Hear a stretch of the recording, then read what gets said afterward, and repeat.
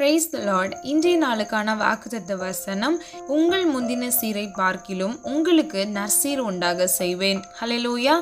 I will make you prosper more then before. பிரியமானவர்களே, இன்னைக்கு உங்களுடைய வாழ்க்கையில் இருக்கிற எல்லா முந்தின சீரை பார்க்கிலும் கர்த்தர் உங்களுக்கு நற்சீர் உண்டாக செய்வேன் என்று வாக்கு கொடுக்கிறார். உங்களை அவர் ஆசிர்வதிக்க போகிறார். உங்களுடைய வாழ்க்கையில் இருக்கிற எல்லா பிரச்சனைகள், போராட்டங்களுக்கு முடிவு வந்துவிட்டது. பழையன கடைந்து போயின, எல்லாம் புதிதாயின.